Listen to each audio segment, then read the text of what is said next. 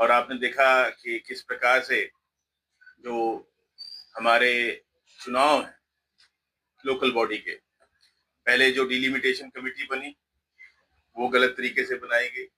साफ साफ प्रावधान ये बने हुए थे कि जो मौजूदा एमसी हैं वो ही उसके मेंबर बन सकते थे, लेकिन ये सरकार इतना अति करती है कि उन्होंने अपनी ही पार्टी के अध्यक्ष को सदस्य बनाया,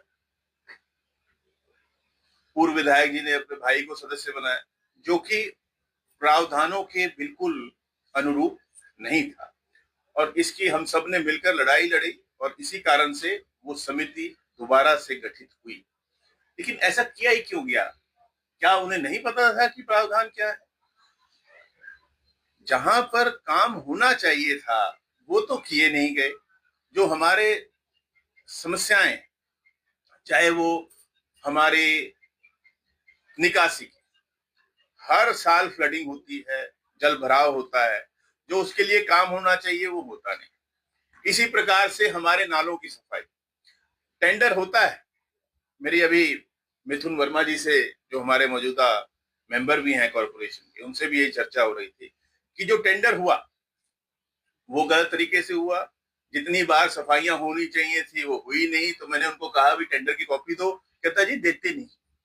ये हालात है, पब्लिक डॉक्यूमेंट है, वो पब्लिक डॉक्यूमेंट है, टेंडर की कॉपी क्यों नहीं दी जाती? इन्होंने आरटीआई में भी मांग रखा है, आरटीआई में अपील में जाना पड़ रहा है, जवाब नहीं दिया। देखिए क्या मांग लिया, एक टेंडर की कॉपी, इसका मतलब उसमें कुछ कमियां हैं तभी आप नहीं दे रहे। ऐसे ही स्ट्रीट लाइट्स, कितने सालों से लाइटें खरीदी हुई हैं, बार बार दिशा की बैठक में भी ये बात आई कि भाई लाइट्स को क्यों नहीं लगाया जाता।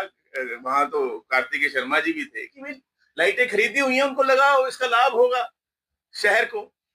हम सब अपने शहर को आगे लेके जाना चाहते हैं, अपने जिले को, अपने पूरे अम्बाड़ा लोकसभा क्षेत्र को। और एमपी लैड्स के अंदर मेरे पास कुछ युवा साथी आए जो पढ़ाई कर रहे हैं कहीं कि कहीं हमें नौकरी मिले, कंपटीशन की तैयारियां कर रहे हैं।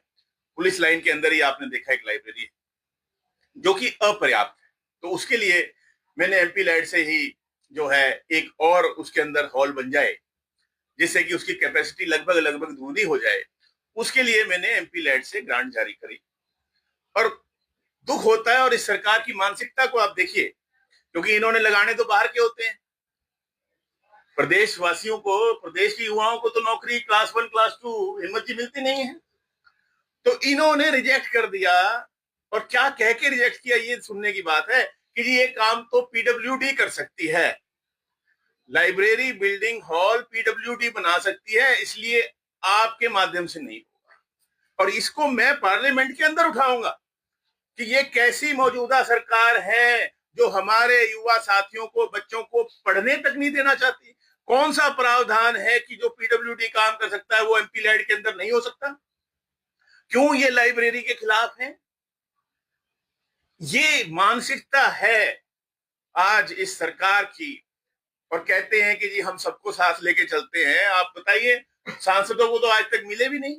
मुख्यमंत्री जी कहते हैं कि हाँ हम मिल रहे हैं, हम बात करते हैं, सांसदों के साथ बैठक बुलाइए। आज तक बता दें कभी विपक्ष के जो सांसद हैं उनको बुलाया? क्या विपक्ष के सांसदों को जनता ने चुन के नहीं भेजा हुआ? ऐसे कभी आईएमटी की बात करते हैं। भाई हम सब चाहते हैं हमारे अंबाला में आईएमटी बने, लेकिन आज हालात क्या हैं?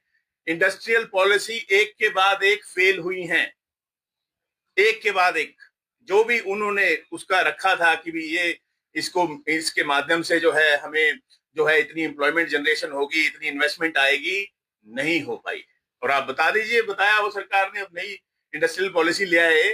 पिछली इंडस्ट्रियल पॉलिसी 5 साल के लिए वैध थी, क्या हुआ उसका? क्या नतीजे हैं? जो उसका टारगेट था कि भी इतनी इन्वेस्टमेंट आएगी और इतनी एम्प्लॉयमेंट मिलेगी, उसके बारे में क्या जानकारी दी गई है? नहीं दी गई। अब आईएमटी की बात करते हैं। कहां बनाने की बात हो रही है? हिसार रोड पे। भाई सब जानते हैं, रेवेन्यू रिकॉर्ड में भी दर्ज है कि ये फ्लड प्रोन एरिया है। अंबाला कैंट के अंदर आप देखते हैं कितने हमारे जो इंडस्ट्रियलिस्ट हैं परेशान हैं, क्योंकि वहां हर साल फ्लडिंग हो रही है, जल भराव हो रहा है, दुखी हैं। और उसका मॉडल आप यहाँ अब इस तरफ बनाना चाहते हैं? भाई आईएमटी बननी चाहिए, लेकिन उसका स्थान तो देख लो कि कम से कम ऊंचाई पे हो जहां पर पानी ना आए।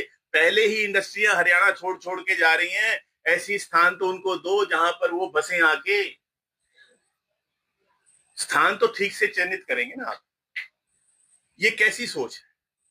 किसी तरह से भी अंबाला के विकास के लिए मौजूदा सरकार कोई प्रयास नहीं कर रही है। उल्टा जैसे मैंने बताया कि आरटीआई में मांग रहे हैं जानकारी, वो नहीं देते। स्ट्रीट लाइट में आप किसी भी गली में जाके आप देख लीजिए, मैं हो सकता है गलत कह रहा हूं, आप किसी भी मोहल्ले में जाके देखिए, उनसे पूछ लीजिए हाँ कैसे स्ट्रीट लाइट्स लगाई जा रही है, किस प्रकार से काम हो रहा है, किस प्रकार से सफाई हो रही है, पता चल जाएगा कि क्या है और क्या नहीं है, असलियत क्या है।